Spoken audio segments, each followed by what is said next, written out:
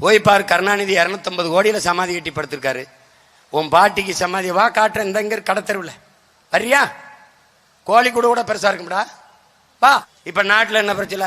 லட்டுல மாட்டு கொழுப்பை தடவிட்டானா. என்கிட்ட கேட்டாங்க, சாப்பிட்டவன் யாரும் ஜாகலையில விடுப்பா, மாட்டு கொழுப்பை தடவிட்டா. இந்தியா புறம் பிரச்சனைங்க.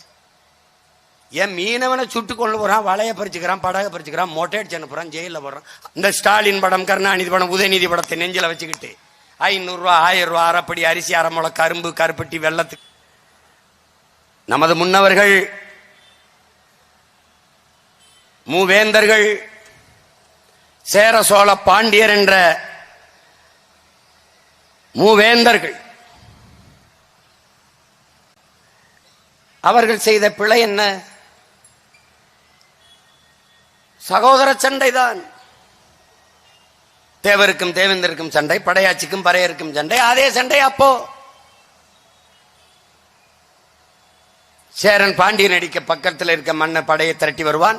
இவன் பாண்டியனை வீழ்த்த சோழ சாளுக்கிய மன்னன் படையை கூட்டி வருவான். சிங்கள நாயக்கர் படையை திரட்டி வருவான். எல்லாரையும் சேர்த்து சொந்த ரத்தங்களுக்குள் யுத்தம். இதான் நடந்தது. 3 வேந்தர்களும் சேர்ந்து நமது மூதாதைகள் பொது எதிரி அடித்திருந்தால் உலகம் பூராம் தமிழன் நாடுதான். ஆனால் சொந்த ரத்தங்களுக்குள் சண்டையிட்டு மாண்டதால் அவன் பேர பிள்ளைகள், அவன் வாரிசுகள் நிக்க இடமல்லாமல் திரிகிறோம். இந்த பாண்டியன், சேரன், சோழன், அவன் கொடிகளைப்பார். இந்த பன்னியை வைத்துக் கொண்டு, நரியை வைத்துக் கொண்டு, குரங்கை வைத்துக் கொண்டு ஆட்சி செய்தவர்கள் அல்ல நம் முன்னவர்கள். பாண்டியன் கொடியிலே மீன், சேரன் கொடியிலே வில் அம்பு, சோழ பாட்டனின் கொடியிலே புலி. 3ம் பாய்ச்சலில் இருக்கும். மீன் துள்ளி பாயும், வில் அம்பு, அம்பில் வில்லில் இருந்த அம்பு பாயும், புலி பாயும். 3 மன்னர்களின் கொடியும் பாய்ச்சலில் இருக்கும். அப்படி வடிவமைத்தார்கள் நமது முன்னவர்கள். அதில் சோழப்பாட்டனின் கொடியை மட்டும் நம் உயிர் தலைவன் மேதகுவே பிரபாகரன் தனது கொடியாக ஏந்தினார். காரணம், பாண்டியன் அவன் எல்கைக்குட்பட்ட நாட்டை ஆண்டான், சேரன் அவன் நிலப்பரப்பை ஆண்டான், சோழன் மட்டும்தான் பல்வேறு நிலப்பரப்பை வென்று உலகிலே மிகப்பெரிய வல்லாதிக்கத்தை தமிழர் தாயகமாக நிறுவினான்.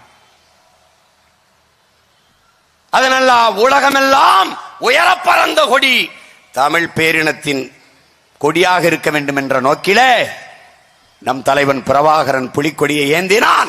அவன் பிள்ளைகள் முடிவெடுத்தோம், தலைவன் கற்பித்தபடி உலகெங்கும் தமிழனுக்கு ஒரே கொடியாக இருக்க வேண்டும், அது புலிக்கொடியாக இருக்க வேண்டும். ஏன் புலியை கையில் எடுக்கணும்? இத்தனை விலங்கு இருக்கும் போது ஏன்? 1000 மிருகங்களோடு நின்றாலும் தானித்து நிற்கும் புலி,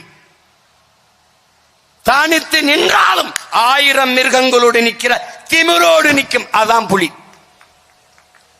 பல நாட்கள் பசித்து கிடக்கும், உணவுக்காக வேட்டையாட ஏங்கி நிற்கும், எதிர்பார்த்து நிற்கும். உரிய இறை வரும்போது விரட்டி விரட்டி அடிக்கும். அடித்த விலங்கு வலதுகை பக்கம் விழாமல் இடதுகை பக்கம் விழுந்து விட்டால் பசியை பொறுத்து கொண்டு எடுத்து உண்ணாது போய்விடும். ஏன்? இடதுகை பக்கம் விழுந்துருச்சு, சி என் வீரத்துக்கு இழுக்கு என்று புலி எடுத்து உண்ணாது. அந்த மானமுள்ள விலங்கை மானத்தமிழ் மறவர்கள் தன் கொடியிலே ஏந்தினார்கள். அதனாலே எங்கள் உயிர் தலைவன் புலிக்கொடியை ஏந்தினார்.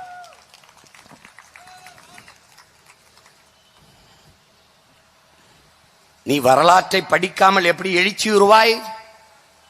நீ யார் என்று உனக்கு என்ன தெரியும்? தமிழர் வரலாறே திராவிட வரலாறு என்றுதான் பதிவு செய்யப்பட்டு நூற்றாண்டு கால 50,000 ஆண்டுகளுக்கு மூத்த ஒரு தேசினத்தின் மக்களை, உலகிற்கு அறிவியல், நாகரிகம், தொழில்நுட்பம், வேளாண்மை, கலை, இலக்கியம், பண்பாடு எல்லாவற்றையும் கற்றுக் கொடுத்த ஒரு இனத்தின் மக்களை, அறிவியல் தொழில்நுட்பம் வளராத காலத்திலே ஓடுகிற நீரை தடுத்து பாசனத்திற்கு பயன்படுத்தி விட முடியும் என்று கல்லணை கட்டிய கரிகால் பெருவள சோழனின் வாரிசுகளுக்கு வரலாறு எவன் கற்பிப்பது? 500 ஆண்டை கூட தொடாத இந்தி 50,000 ஆண்டுகளுக்கு மூத்த தமிழை அடிமைப்படுத்தி ஆள நினைப்பதை எப்படி சகிப்பது? எப்படி? உலகின் முதல் மொழி தமிழ், முதல் மாந்தன் தமிழன். இந்த வரலாறை தெரியாமல் நீ எப்படி பெருமையோடு வாழ்வாய்? எப்படி உனக்கு திமிர் வரும்? எப்படி உனக்கு நிமிர் வரும்? எப்படி உனக்கு பெருமிதம் வரும்? வராது. அதனால் அற்ப சாதி மதப்பற்று கொண்டாய், மொழி பற்றி இனப்பற்று கொள்ளவில்லை. மொழி பெருமை இனப்பெருமை இல்லாதால் தாழ்ந்து வீழ்ந்தாய், வரலாற்றை மறந்தாய். வரலாற்றில் நீ மறந்தாய் என்பதை விட மறைக்கப்பட்டாய். அதான் உண்மை. உன் வரலாற்றை நீ படித்தால் நிமிர்வு கொள்வாய், எழுச்சி கொள்வாய். தாழ்ச்சி என்பது வராது உனக்கு. அதனால் உன் வரலாற்றை திட்டமிட்டு மறைத்தான். உன் வரலாறு என்பது இந்திய வரலாறு தான். உன் முன்னவர்கள் வரலாற்றை நீ படித்ததுண்டா? உனக்கு வல்லபாய் பட்டேல் அதான் உன் வரலாறு. மாடு இழுக்க திணறுகிற செக்கை இந்த மண்ணின் விடுதலைக்கு உன் பாட்டன் வாவு சிதம்பரனார் இழுத்தான் என்பதை நீ மறந்தாய். வாவு சிதம்பரனாரை விட பெரிய தியாகத்தை ஈகத்தை செய்தவரா வல்லபாய் பட்டேல்? வரலாற்றில் ஏது குறிப்பு? ஏது? வந்தவன் போனவருக்கெல்லாம் வீதிக்கு 2 சிலை. எங்கே உன் பாட்டன் வாவுசிக்கு சிலை? உன் அடையாளம் எங்கே? மாலையிட மரியாதை செய்ய அவன் பிறந்த ஊருக்கு செல்ல வேண்டிய தேவை ஏன்? ஏன்? சென்னை கடற்கரையிலே ஒரு சிலை, அவன் பேரன் சீமானும் அவன் தம்பி தங்கைகளும் போனோம். ஏணியிலே ஏறப்போனேன் மாலையோடு. காவலர்கள் என்னை குண்டுக்கட்டாக தூக்கி சென்று விட்டார்கள். ஏன் என்று கேட்டேன். ஏணியில் ஏறாதீர்கள், சிலை விழுந்துவிடும் என்றார்கள். என்ன சொல்றீங்கன்னு கேட்டேன். இல்ல ரொம்ப பழுதாயிருக்கு, ஏன்னீங்கன்னா சாஞ்சு விழுந்துடும் அப்படின்னு. அப்போ மாலை கீழே படம் இருக்கு, மாலை வச்சு பூவை போட்டு வணக்கத்தை செலுத்திட்டு போயிருங்க அப்படின்னு. அன்றைக்கு முடிவு செய்தேன், நான் இனிமேல் இந்த சிலைக்கு மாலையிட வரமாட்டேன். என்றைக்கு உன் பேரன் வென்று அரியணையில் ஏறி இதே கடற்கரையிலே விண்ணை உயர்த்துகிற உயரத்திற்கு உனக்கு சிலை வைக்கிறனோ, நீ கப்பல் ஓட்டிய தமிழன் என்றால் உன் பேரன் உனக்கு சிலை நிறுவிவிட்டுத்தான் மாலையிட வருவேன். போறதே இல்லை. நடா வச்சிருக்க நீ. எம்ஜிஆருக்கு கடற்கரையில் பெரிய 2 ஏக்கர்ல சமாதி, ஜெயலலிதாவுக்கு 2 ஏக்கர்ல சமாதி, அண்ணாவுக்கு சமாதி, கருணாநிதிக்கு சமாதி. என்னடா இதுல கொஞ்சம் குறைஞ்சிட்டான்? சிவாஜி கணேசன் என்ற நம்முடைய ஐயா எதுலடா குறைஞ்சிட்டான்? அதே கடற்கரையில சிலையா நிக்க முடியல, அவரால் தூக்கி எறிஞ்சிட்டான். அதே கடற்கரையில் 2 ஏக்கர் எடுத்து படுத்திருக்காங்க, சிலையா நிக்க முடியல. இந்த மண்ணின் மகனால, மகத்தான கலைஞனால, தமிழ் பேரினத்தின் பெருமை மிகு திரை அடையாளமாக இருக்கிற சிவாஜி கணேசனால் நிக்க முடியலடா. அந்த சிலை இருக்கிற வரை மாலை போட்டுக்கிட்டே இருந்தேன். எவ்வளவோ சண்டை போட்டு பார்த்தேன், முடியல, பேத்துட்டான். அதோட மாலை போடுறது நிறுத்திட்டேன். ஏன்? அதே இடத்திலே அதே சிலையை நிறுவி மறுபடி போனோம்டா. இதாண்டா வைராக்கியம், இதாண்டா வரலாறு. ஏன்?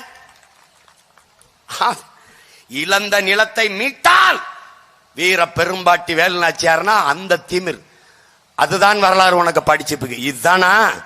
உலக என்ன சொல்லுது? உலக பேரறிஞர் உனக்கு என்ன கற்பிக்கிறான்? எந்த இடத்தில் நீ நிராகரிக்கப்பட்டாயோ அந்த இடத்தில் நீ தவிர்க்க முடியாத ஒருவனாக நிக்கணும்டா. அதான்டா சாதனைங்கிற. அப்ப எங்கு நீ வீழ்த்தப்பட்டாய் அந்த இடத்துல எழணும்டா. அதான் வரலாறு, அதான் உனக்கு கற்பிக்குது. அப்ப அதே இடத்தில் ஐயா சிலையை நிறுவனம். இது 1 இல்ல 2 இல்ல, 1000 இருக்கு. நீ எப்படி மறைக்கப்பட்டாயின்னு.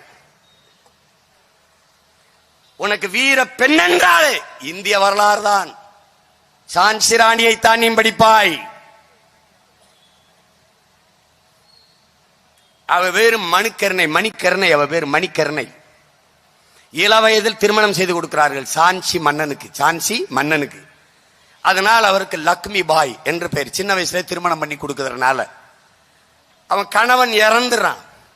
இறந்தனால சான்சியின் அரசியாக அவ வர்றா, முடிசூட்டுறான். அதனால சான்சி ராணி. இவ யார் தெரியுமா? எங்கள் பாட்டி, எங்கள் அப்பத்தா வேலு நாச்சியார் பிறந்து இறந்து 85 ஆண்டுகள் கழித்துத்தான் அந்த மணிக்கர்ணங்கிற பெண்ணே பிறக்கிறான். ஆனா வரலாற்று நீ என்ன எழுதுற?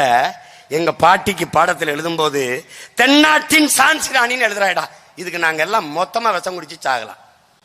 இத கேட்க இந்த சீமானை தவிர ஒருத்தன் தான் அந்த ஊர்ல. எங்க பாட்டி பிறந்து 85 வருஷம் கழிச்சு பிறந்த ஒரு பொம்பளைய தென்னாட்டின் சான்சிராணின்னு எழுதுறா. அவளுக்கு எழுதுறா வடநாட்டின் வேலு நாச்சியார்னு எழுதணும் நீ வரலாறு. அதான்டா உண்மையான வரலாறு.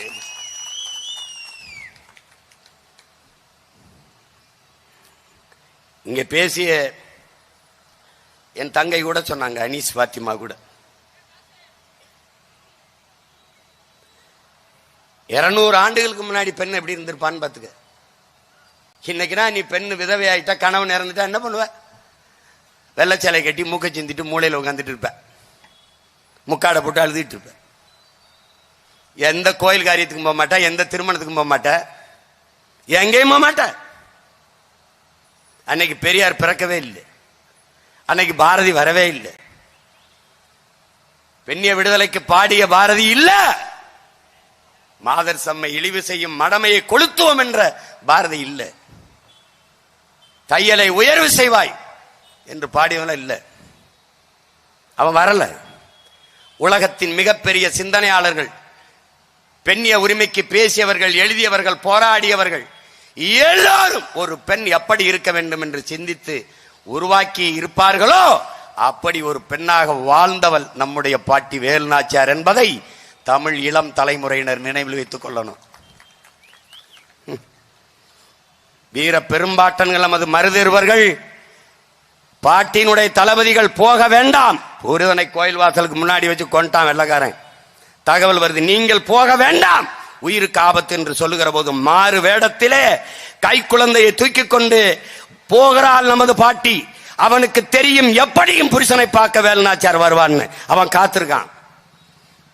வந்து உயிரற்ற கணவன் உடலுக்கிடையே நின்று அவள் நின்று வணக்கத்தை செலுத்துகிற போது கண்டுணர்ந்த அவன் வேலு நாச்சியாரை சுற்றி வளைத்து கைது செய்து கொள்வதற்கு பாய்கிறான். தப்பித்து ஓடுகிறாள் பாட்டி. இதே இந்த காட்டுக்குள் போகும்போது ஆடு மேய்த்துக் கொண்டிருந்த உடையாள் என்கிற பெண், இளவயது பெண், வேலு நாச்சியார் இந்த பக்கம் வந்தாளா? குதிரையிலே வெள்ளைக்காரர் வீரர்கள். ஆம், எந்த பக்கம் போனால் சொல்ல முடியாது, காட்டி கொடுக்க முடியாது என்று திமிரோடு நின்றான். நம்முடைய அரசி அவரை காட்டி கொடுக்க கூடாது என்று திமிரோடு நின்றால். ஆடு மேய்த்துக் கொண்டிருந்த அந்த இளவயது பெண் உடையாள் வாளை உருவினான், இரண்டாக வெட்டினான், துண்டாக விழுந்தாள். 2 உடலாக விழுந்தாள். உடையால் வெட்டு உடையால் துடியாமல் செத்தால் இந்த மக்கள் நம்முடைய ராணியை, நம்முடைய பாட்டியை காட்டி கொடுக்காமல் செத்த உடையால் நம் குல தெய்வமடா என்று கும்பிட்டான். இன்னைக்கும் கொல்லங்குடியில் குலதெய்வம். வேலு நாச்சியாரை காட்டி கொடுக்காத உடையாலே உனக்கு குலதெய்வம் என்றால் வேலு நாச்சியார் யார் என்று நீ சிந்தித்து பார்த்துக்க. கட்டண்டா அவன் பேரை. இதே மண்ணுல கோயிலை கட்டி குடமுழுக்கு நடத்த நீ எழுதி வச்சுக்க. நடத்தல நான் பாரு. நீ அரண்மனை வாசல ஒரு மரப்பாச்சி தண்டி ஒரு பொம்மையை வச்சிருக்க. தேர்வுக்கு தெரு எம்ஜிஆர் ஜெயலலிதா 2 விரலை காட்டிக்கிட்டு எல்லா இடத்துலயும் ஜோடி ஜோடியா நிக்கிறாங்க.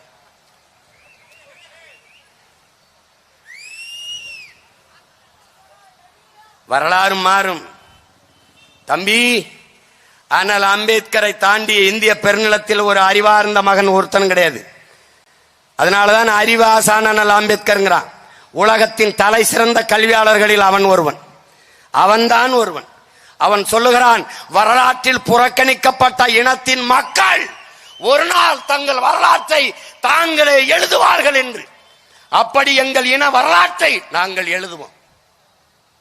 நீ என் பாட்டி வேலு நாச்சியார், மருதுபாண்டி, தீரன் சின்னமலை, பூலித்தேவன், அழகுமுத்துக்கோன், சுந்தரலிங்கனார், வெள்ளையத்தேவன், சுவரன்மாறன் என்கிற பெரும்பிடுகு முத்தரையர், பண்டார வன்னியன் இவர்கள் வரலாற்றை படிக்காமல் நீ பட்டமே பெற முடியாது. ஏன் படிக்கணும்? படிக்கணும். வரலாற்றை படித்தால்தான் அதுதான் உன்னை வழிகாட்டும்.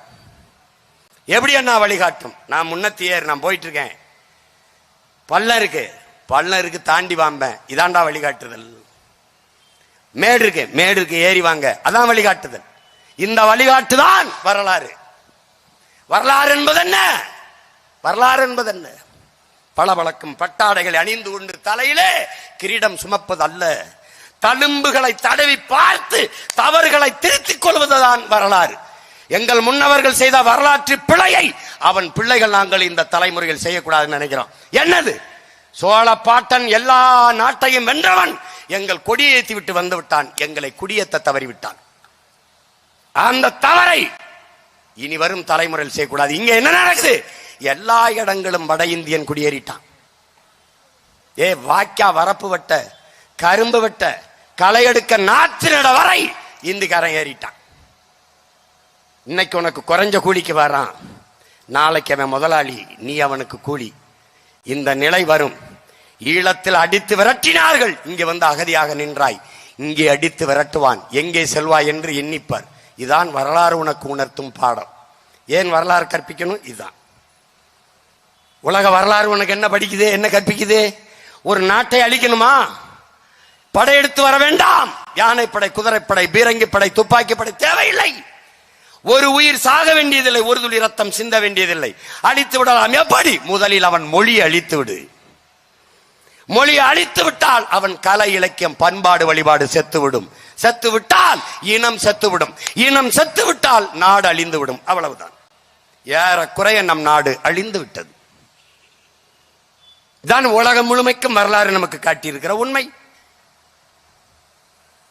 அதிலிருந்து தான் நீ பாடம் கற்பிக்கணும், கற்றுக்கணும். அதிலிருந்து தான். படிப்பறிவையும் விட பட்டறிவு மேலானது. அந்த பட்டறிவு தான் வரலாறு. எப்படி தழும்புகளை தடை பார்த்து நம்முடைய அருமை பெரும்பாட்டன் அருண்மொழி சோழனுடைய படையிலே பழுவட்டராயர் உடம்பெங்கும் தழும்பு, சட்டையை கழட்டினா வெறும் காயங்கள், வெட்டு காயம். தடையை பார்க்கும்போது என்ன, இந்த பக்கமா இருந்து இந்த வாளை வீசினா நான் எப்படி என் தோள்பட்டையில விழவிட்டேன், நான் அப்படி குனிஞ்சு தவிர்த்திருக்கணுமே, அதை விட்டுட்டேன், வெட்ட வாங்கிட்டேன். இந்த தழும்பை தடவும் போதெல்லாம் அவனுக்கு அந்த பாடம் நினைவுக்கு வரும். அதான் தழும்புகளை தடவி பார்த்து தவறுகளை திருத்திக் கொள்வதுதான் வரலாறு. இப்ப இத படிப்பினையா வச்சுக்கணும். சும்மா வரலாறு பேசிட்டு பேசணும். வரலாற்றை சொல்லி கொடுக்காதான் இந்த கூல கும்பிடு. வரலாற்றை படிக்காத ஒருத்தன் பேசிக்கான் பாத்தியா? என்ன பேசிக்கான்? எங்க சின்ன ஜமீன் எங்க ஐயா உதயநிதியை நாங்க முதல்வராகி பார்த்துட்டு நாங்க போவோம். ஆனா எனக்கு ஒரு ஆசை, எப்படியாவது எங்க ஐயா இன்பநிதியை நான் முதலமைச்சராக்கி பார்த்துடணும். எங்களை அடிமைன்னு சொன்னாலும் பரவாயில்ல, கொத்தடிமை, கருணாநிதி விட்டு கொத்தடிமைன்னு சொன்னாலும் எங்களுக்கு ஒண்ணும் இல்லை, நாங்க கொத்தடிமை தான். எங்க வந்து நின்ட்டான் பாத்தியா? 3 சீட்டு 3/4 சீட்டுக்கு முட்டிக்கால் போட்டுருச்சுரா மான தமிழினம். மானத்துக்காக போரிட்டு செத்த மறவர் கூட்டமடா இது. இந்த வரிசையில நிக்கிற உன் பாட்டங்களை ஒரு தடவை பாடுறா, உன் பாட்டி பாரு ஒரு தடவை. வெள்ளைக்காரன் இருந்தது பீரங்கி துப்பாக்கி. 1 கிலோமீட்டருக்கு அங்க இருந்து பீரங்கி வச்சு குண்ட வீசி போடுவான். 300 மீட்டருக்கு அங்க இருந்து துப்பாக்கி வச்சு சுட்டு போடுவான். மேடையில் நிக்கிற சீமானை அங்க இருந்து சுற்ற முடியும். அவன் எங்க இருக்கிறானே தெரியாம சுற்ற முடியும். ஆனால் என்கிட்ட வெறும் வாளும் வேலும் தான் இருக்கு. அதை வச்சுக்கிட்டு நான் போரிடணும். தெரியும்டா சண்டைக்கு போனா செத்துருவோம்ட்டு. அப்ப என்ன முடிவெடுக்கிறான்? வரலாறு உனக்கு என்ன படிப்பிக்குது? என்ன படிப்பிக்குது? சரணடைந்து வாழ்வதை விட சண்டையிட்டு சாவது மேலானது என்று கற்பிக்குது. யாருடைய வரலாறு? இங்கே படமாக நிற்கிற நம் முன்னோர்களின் வரலாறு நமக்கு பாடமாக நிற்கிறது. அதான்டா வரலாறு. அடிமை வாழ்வினும் சரணடைஞ்சா வாழலாம். இங்கே காட்டி கொடுத்தவன், கூட்டி கொடுத்தவன், பல்லக்கு தூக்கியவன் எல்லாம் கோட்டை கொத்தளங்கள் அப்படியே இருக்கு. எதிர்த்து போரிட்டவனுக்கு குட்டிய சோறு கூட அடையாளம் அளிக்கப்பட்டிருக்கு. தாண்டா வரலாறு, தான் வரலாறு. எங்க நம்ம பாட்ட மருதுபாண்டி ஆண்டவா மாளிகை எங்க? எங்க பயிற்சி எடுத்த பாதுகாக்க ஒருத்தங்க எங்க மறைக்கப்பட்டிருக்கு? செஞ்சி கோட்டை, செஞ்சி கோட்டைங்கிற செஞ்சி கோட்டை யாரு கோட்டை? தேசிங்கராஜா கோட்டைன்னு நீ எழுதி படிக்கிற. உனக்கு வரலாறு கற்பிக்குது. உண்மை வரலாறு என்ன? கோனேரிக்கோன் கோட்டை. தர்மக்கோன் மகன் கிருஷ்ணகோன், கிருஷ்ணகோன் மகன் கோனேரிக்கோன் மகன் 300 ஆண்டுகளாக அரசாட்சி செய்த கோட்டையடா செஞ்சி கோட்டை. கோனேரிக்கோன், கோனூரிக்கோன் குப்பம், குப்பத்துக்கு பேர் கோனேரி குப்பம் என்று வைத்துவிட்டு பாட்டன் பேர் அழிச்சாண்டா. வரண்டா அதே கோட்டைக்கு கோனேரிக்கோன் கோட்டை என்ற பெயரை அவன் பேரன் இந்த சீமான் மாத்தி எழுதுறனால மட்டும் பாரு எவ்வளவு வலிக்கு. எப்படி இருக்கு? என் காரை தேடிட்டு போய் நாய் அந்த கருப்பு வண்ணத்தை மாத்து வெள்ளையா வண்ணம் வச்சு திண்டா அப்படிதான் இருக்கும். எப்படி இருக்கும்? அப்படித்தான் எல்லாம் மறைக்கப்பட்டிருக்கு. இது 1 2 இல்ல, 1 2 கிடையாது. என்ன கற்பிக்குது? சரணடைந்து வாழலாம், வாழலாம், அதே அதிகாரத்தை ஆளலாம். ஆனால் சரணடைந்து வாழ்வதை விட சண்டையிட்டு சாவது மேலானது. அடிமை வாழ்வினும் உரிமை சாவு மேலானது. உரிமை சாவு ஏன்? உயிரை இழக்கலாம், அது தனிப்பட்ட சீமானுக்கான இழப்பு. ஆனால் உரிமையை இழப்பது என்பது அவன் பிறந்த பெருமை மிக்க தமிழர் என்கிற தேசிய இனத்திற்கான இழப்பு. அதனால் உயிரை இழந்தாலும் உரிமை இழக்கூடாது. அதனால அடிமை வாழ்வினும் உரிமை சாவு மேலானது. பாட்டன் சேதுபதி மன்னனை சிறையில வச்சாண்டா வெள்ளக்காரன். ஓராண்டு சிறையில் இருக்காரா வெள்ளக்காரன். கெஞ்சிரான் அவர்கிட்ட, சேதுபதி ஒரு பைசா, ஒத்த பைசா, சும்மா ஒரு சல்லி காசு, சும்மா ஒரு காசுரா, கப்பமா கட்டுறா, அவனை ரிலீஸ் பண்றேன்ட்டு. என்ன சொல்லிருப்பாருன்னு நினைக்கிற? ஒரு காசுரா, ஒரு காசு. அன்னைக்கு தேதியில ஒத்த காசு, ஒரு சல்லி பைசா உனக்கு நான் கப்பமா கட்ட மாட்டேன்டா. அப்படி வாழ்வதற்கு சிறையில கிடந்து செத்து போறான்டா. அதான்டா வரலாறு நமக்கு கற்பிக்குது. என்ன வாழ்வு? அடிமை வாழ்விடும் உரிமை சாவு மேலானது. பாட்டனை கொண்டு நிறுத்திட்டான்டா திருப்பத்தூர்ல. பெரிய மருந்து முட்டிக்கால் போட்டுக்காரா, கழுத்துல தூக்கு கயிறு அப்படியே பார்த்து வெள்ளக்காரனை பார்த்து சிரிக்கிறாரா. பெரங்கையை கட்டிட்டான், காலையும் கட்டிட்டான். தூக்குல போடும்போது அவன் கையையும் காலையும் கட்டாம போட துணிவில்லடா. புறங்கையும் கட்டிட்டான், காலையும் கட்டிட்டான். தூக்குல கயிறை மாட்டிட்டான், ஆனாலும் கையையும் காலையும் கட்டிட்டான். திரும்பி பார்த்தா பக்கத்துல 7 வயது சிறுவன் நிக்கிறான், 7 வயது பச்சிலம் பாலகன் நிக்கிறான். அவரை பார்த்து அப்படி சிரிக்கிறார் வெள்ளக்காரனை பார்த்து. நான் உன்னை எதிர்த்து போரிட்டேன், தூக்குல போடுற. இந்த 7 வயது பையன் என்ன பண்ண, அவனை எதுக்கு தூக்குல போடுறேன்? அவனுக்கு பதில் இல்லை, சிரிக்கிறாரு. இந்த 7 வயசு பையனை பார்த்து பயப்படுற மருதுபாண்டியன் வாரிசு 7 வயசுல உயிரோட விட்டுட்டு போனோம்னா அவனுக்கு எதிர்காலத்துல பதில் சொல்ல முடியாதுன்னு நீ அஞ்சிரா. என்னடா? அதான்டா நம்ம பரம்பரை, அதான் பரம்பரை. மூளையில முக்காட போட்டு நிக்கல. கை குழந்தை தூக்கிக்கிட்டு கணவன் உடல் மேலே செய்த சத்தியம், இழந்த நிலத்தை மீட்டே தீர்வேன்னு சத்தியம். திருப்பி படை திரட்டி கோபால் நாயக்கர் அவர்கள்ட்ட மகள் போல தஞ்சம் புகுந்து அங்கிருந்து ஐதர் அலி திப்பு சுல்தான்டா படை உதவி வாங்கி வந்து இழந்த நிலத்தை அடித்த மீட்டு வரலாறு 2 பேருக்கு தாண்டா தமிழர் இனத்துல உண்டு. இழந்த நிலத்தை மீட்ட வரலாறு வேலு நாச்சியார் என்கிற வீர பெரும்பாட்டிக்கும், திருப்பி இழந்த நிலை அனுராதபுரத்தை திருப்பி ஆனையிரவை திருப்பி அடிச்சு பிடித்த வரலாறு அவள் பேரன் பிரபாகரனுக்கு தாண்டா உண்டு. அதனாலே அருகிலே பாட்டியும் பேரனையும் நீத்திருக்கு. என்ன? ஒரே ரத்தம், அதே வீரம் என்பதை காட்டுவதற்கு 2 பேர் தாண்டா இழந்த நிலத்தை மறுபடியும் மீட்டிருக்கான். இதுல இருந்து தலைவன் நமக்கு கற்பித்தது என்ன? நிலத்தை இழக்கலாம், காலத்தை இழக்கலாம், களத்தை இழக்கலாம், ஆனால் பலத்தை இழந்து விடக்கூடாதுங்கிறாரு. காலத்தை இழந்திருக்கலாம், 6 மாசம் நம்ம போரிட்டு பிடிச்சிருக்கலாம், அந்த நிலத்தை அவன் பறிச்சிருக்கலாம், சரி விட்டுரு. களம், அந்த களத்தை இழந்துட்டோம், ஆனையிரவை இழந்துட்டோம், விட்டுரு. ஆனால் பலத்தை இழந்துடாதே. பலம் இருந்தால் என்றைக்காவது ஒரு நாள் எதிரியை மோதி அழிச்சு வீழ்த்தி இடத்தை பிடிக்கலாம். அப்படி பிடிச்சு காட்டினா அதான் ஆனையிரவு. படிப்புக்கு வரலாறு சும்மா இல்ல. என்ன கற்பிக்குது? மரணத்திற்கு இவன் அஞ்சலையோ அவன் தான் வரலாற்றில் மாவீரனா இருக்கான்.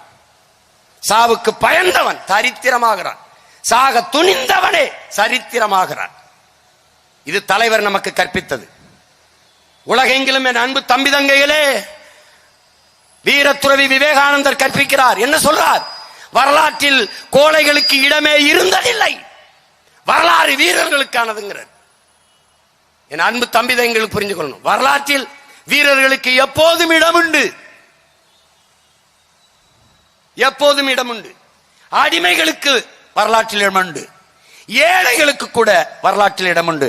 ஆனால் ஒருபோதும் கோழைகளுக்கு இடம் இருந்ததே இல்லை. இதுதான் வரலாறு. அப்ப என்ன நினைக்கிற? 1000 ஆண்டுகள் நாம் அடிமையாக வாழ்வதை விட ஒரு நொடியேனும் சுதந்திரமாக வாழ்ந்து சாவது மேலானது. இது யாரு? ஹோசிமின். 1000 ஆண்டுகள் அடிமையாக வாழ்வதை விட ஒரு நொடியேனும் வீரமாக வாழ்ந்து சாவது மேலானது. யார்? அண்ணல் அம்பேத்கர். இந்த வரலாற்றின் புரட்சி மொழிகளில் இருந்து ஒருவன் பிறக்கிறான். எப்படி? 1000 ஆண்டுகள் அடிமையாக வாழ்வதை விட ஒரு நொடியேனும் சுதந்திரமாக வாழ்ந்து சாவது மேலானது. அதுவும் அந்த சுதந்திரத்திற்காக போராடி சாவது அதைவிட மேலானது. இது யார்? நமது உயிர் தலைவன் மேதகவே பிரபாகரன் அவர்கள். இது எல்லாம் வீரம் மிக்க நமது முன்னவர்கள் நமக்கு விதைத்தது. அதை வாசித்து நேசித்து சுவாசமாக்காமல் நீ ஒருபோதும் எழுச்சி பெற முடியாது. எழுச்சி பெறாமல் நீ ஒன்றிணைய முடியாது, கிளர்ச்சி செய்ய முடியாது, அரசியல் வலிமையோ அதிகார வலிமையோ அடைய முடியாது. உன் தாய் நிலத்திலே நீ தாழ்த்தி வீழ்த்தப்படுவாய், அடிமையாக இருப்பாய். உணர்வை இழந்து, உரிமை இழந்து, உடைமை இழந்து, உயிரையும் இழக்கிற நிலைக்கு தள்ளப்பட்டு விட்டாய்.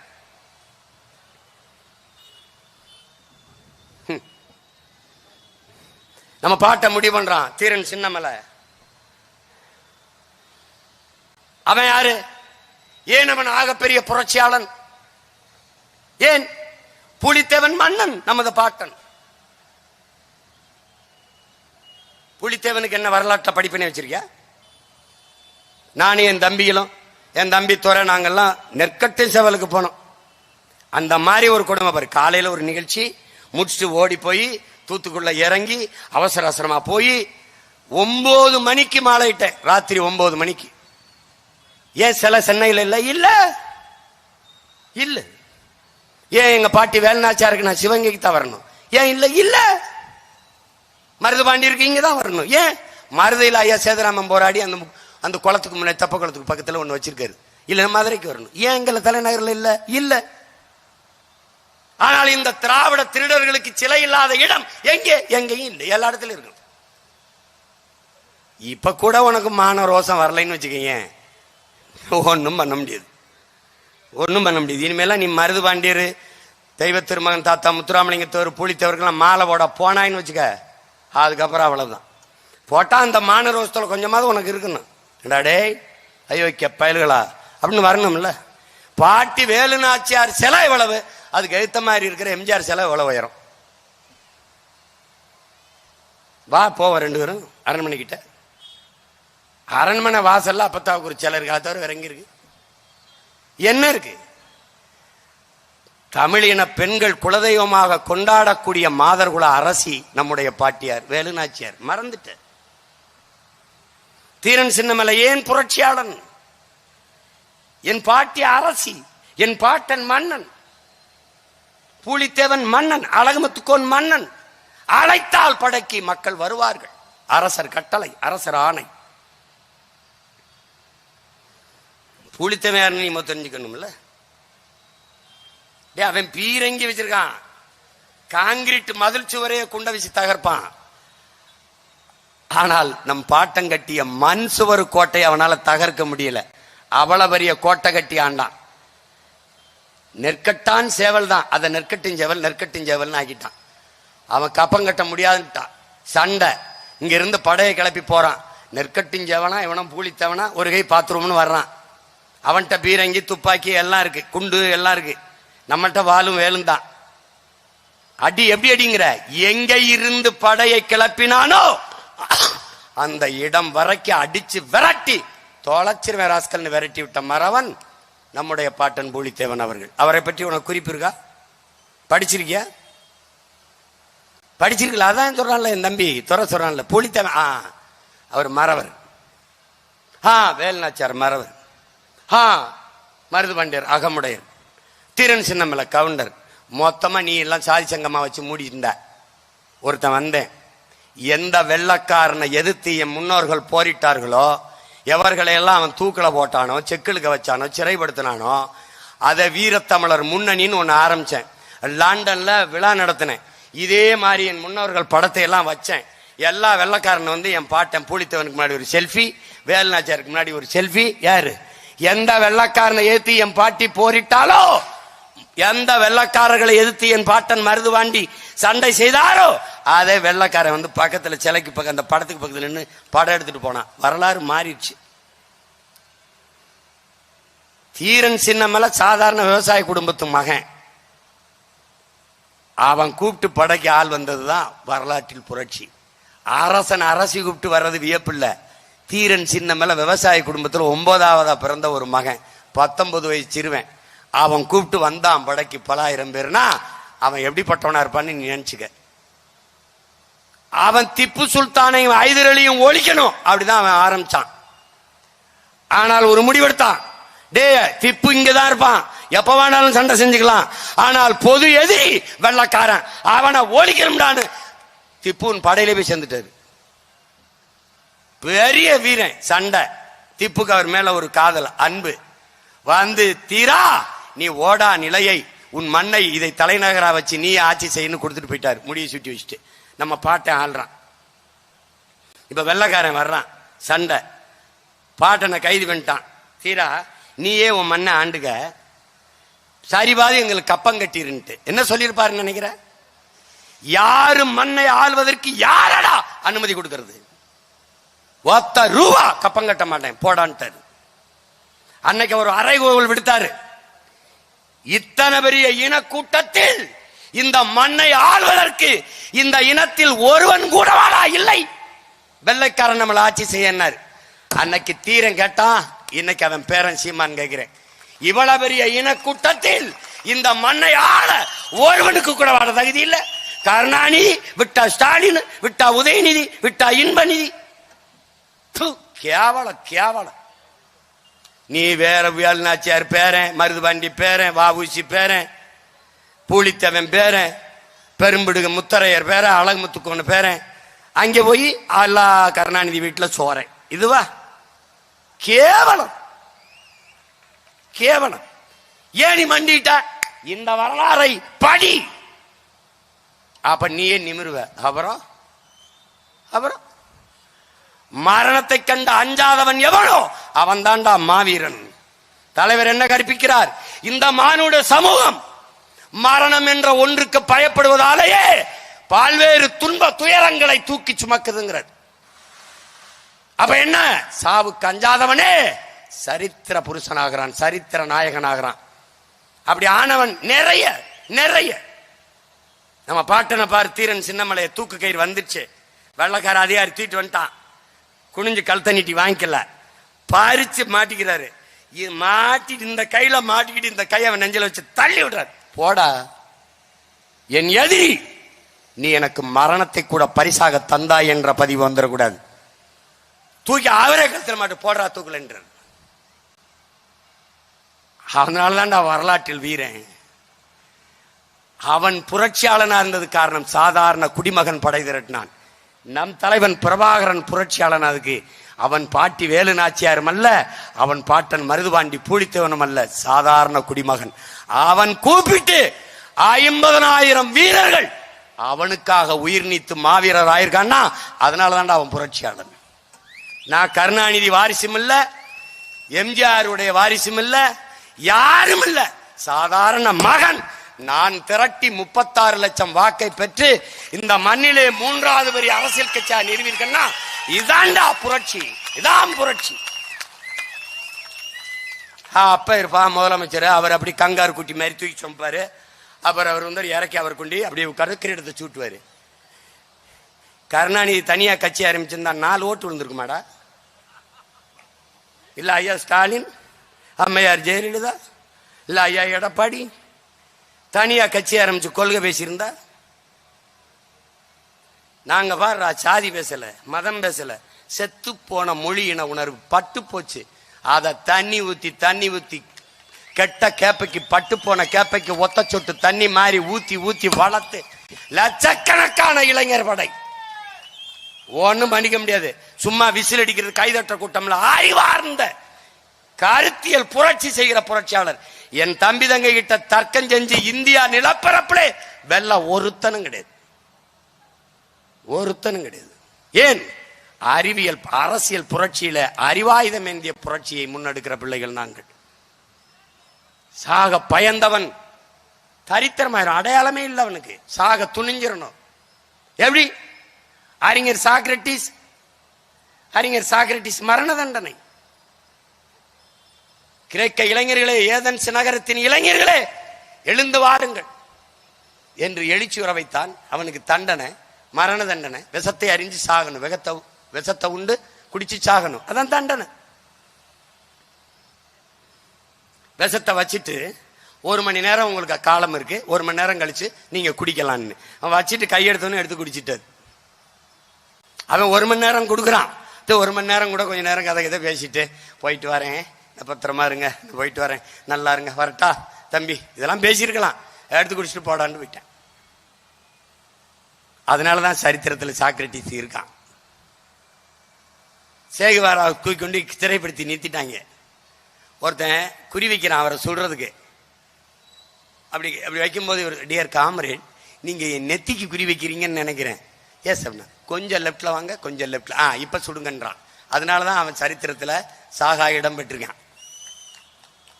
புரியுதுன்னு நினைக்கிறேன். பகத்சிங் தூக்கு தண்டனை விதிச்சாச்சு. தூக்கு தண்டனை.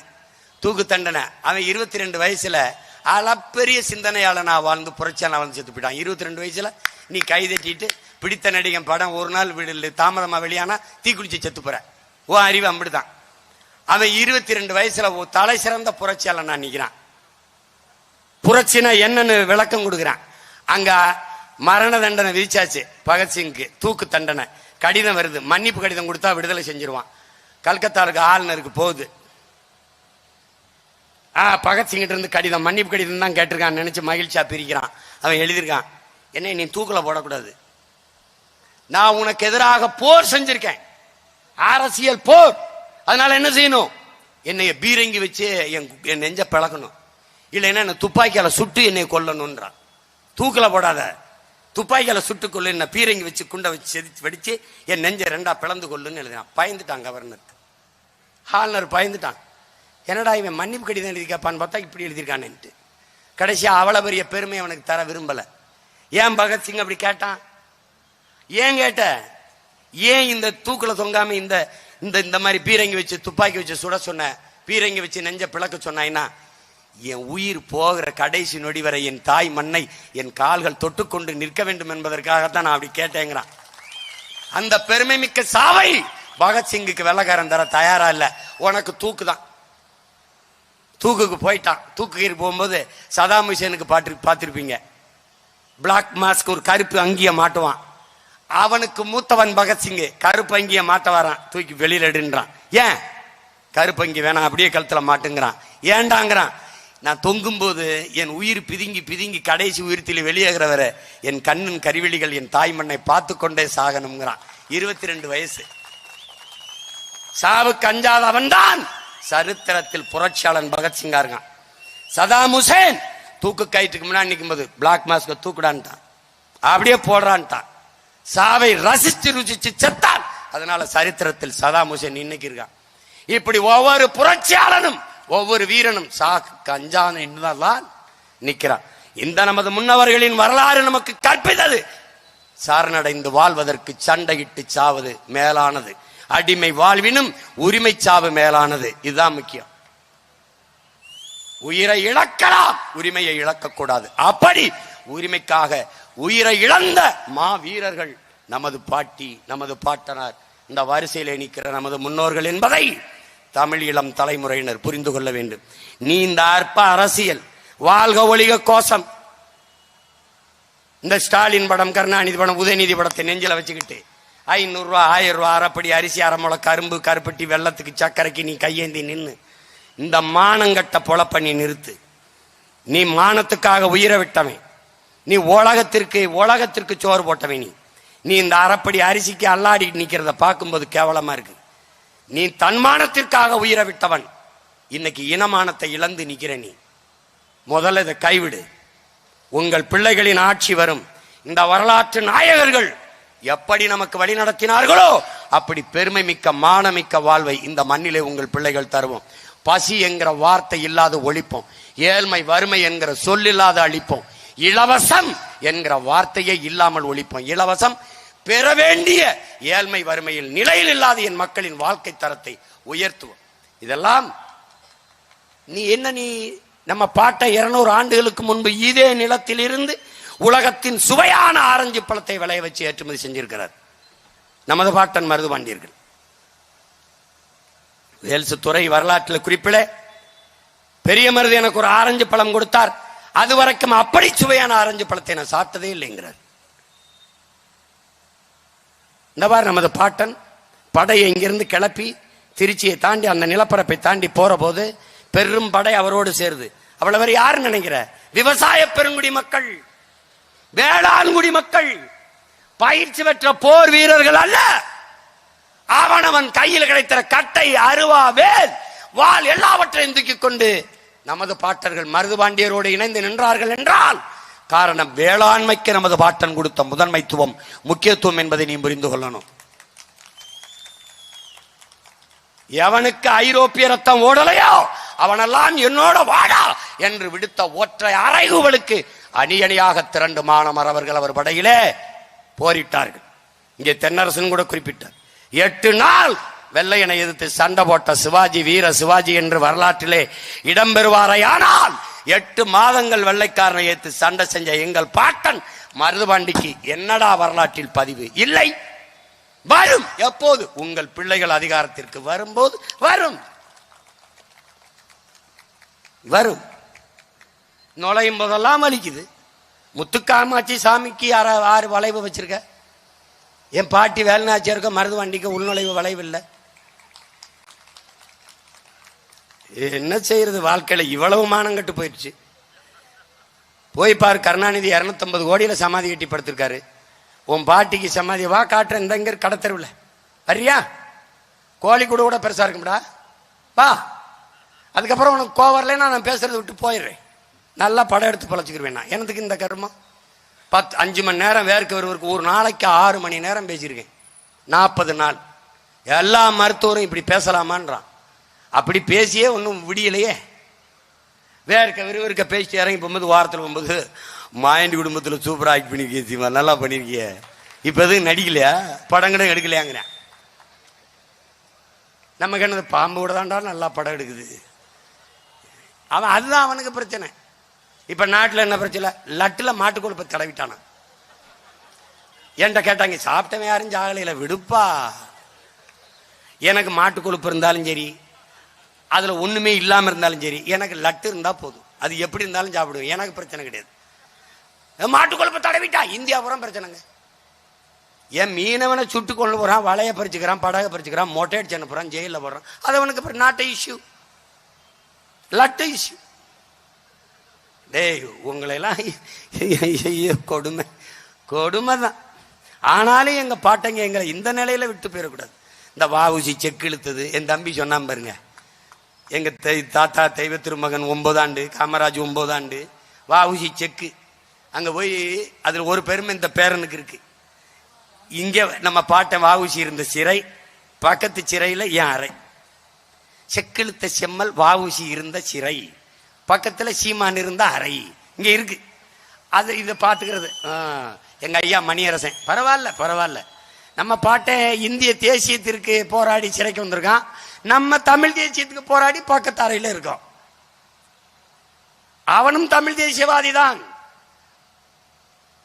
அதனால்தான் தமிழ் நேசன். நாங்க பேசுகிற தமிழ் தேசம், அதை தமிழ் நேசன் இதழ் நடத்திய பெருந்தகை நம்முடைய பாட்டனார் வாவு சிதம்பரம் அவர்கள். அறிவில் சிறந்த பெருமக்களே, அன்பு தம்பி தங்கைகளே, நீங்கள் அந்த ஈகத்தை எல்லாம் மறந்து விட்டு கடந்து போய்விடக்கூடாது. உள்ள சுவற்றிலே என்றென்றைக்கும் நிலைமை நிற்கணும். தமிழர் என வரலாறு என்றால் தெளிவு வரணும். இல்லைனால் ஒண்ணும் இல்லை. நமக்கு வரலாற்று குறிப்புகள் இல்லை, குறிப்புகள் இல்லை, இலக்கிய சான்றுதான். பாண்டியன் நெடுஞ்செழியன் மதுரையை ஆண்டான் என்று சிலப்பதிகாரம் படித்தால் தான் தெரியுது. ஆனா நமக்கு வரலாறு இல்லை. பெருவுடையார் கோயிலை பார்க்கும் போது அரசருக்கு அரசன் அருண்மொழி சோழன் அரசேந்திரன் ஆண்டிருக்கான்னு தெரியுது. கல்லணையை பார்க்கும்போது கரிகால் பெருவள சோழன் ஆண்டிருக்கான்னு தெரியுது. வேற வரலாற்று சான்றுகள் இல்லை. ஏன்? வரலாற்றை படைப்பவனுக்கு வரலாற்றை எழுத நேரம் இருக்காது, விட்டு போயிட்டான். வருங்காலங்களில் தமிழரின வரலாற்றை மீட்டெடுக்க வேண்டும். இந்த வரலாற்று பதிவுதான் நம்மளை வழிநடத்தும் என்பதை தமிழ் இளம் தலைமுறையினர் மறந்துவிடக்கூடாது. அதனாலே என் அருமை சொந்தங்கள், பேரன்பு மிக்க எனது பெற்றோர்கள், இந்த வரலாற்றின் வழி நடந்து தாழ்ந்து வீழ்ந்த தமிழ் சமூகத்தை எழுச்சியுற வைத்து, தமிழை மீட்சியுற வைத்து, தமிழர்களை எழுச்சியுற வைத்து, தமிழ் தேசிய மக்களுக்கென்று ஒரு அரசியலை கட்டி எழுப்பி வலிமை மிக்க ஒரு அரசியல் ஆற்றலாக உருவாகி அதிகாரத்தை கைப்பற்றி அன்னை தமிழ் சமூகத்தை தன்மானமிக்க பெருமை மிக்க சமூகமாக இழந்த உரிமைகளை மீட்டு இருக்கிற உரிமைகளை பாதுகாத்து பெருமை மிக்க வாழ்வு வாழ வைப்பதற்கு எங்கள் முன்னவர்கள் வீரப்பெரும் பாட்டனார்கள் பாட்டிகள் அவர்களின் மீது ஆணையிட்டு உறுதி ஏற்கிறோம். வரலாறு எங்களை வழிநடத்தும். பிடல் காஸ்ட்ரோ சொல்லுகிறான், வரலாறு எம்மை வெளியில் விடுதலை செய்யும் என்று. எங்கள் உயிர் தலைவன் சொல்லுகிறான், இயற்கை எனது நண்பன், வாழ்க்கை எனது தத்துவ ஆசிரியன், வரலாறு எமது வழிகாட்டி என்று. அப்படி எங்கள் இன வரலாறு எங்களை வழிநடத்தும். விதையாய் விழுந்த தமிழ் மறவர்களின் கதையே எமது வரலாறு. எமது மொழி காக்க, இனம் காக்க இன்னுயிரை ஈந்த ஈக மறவர்கள் தான் எங்கள் வரலாறு.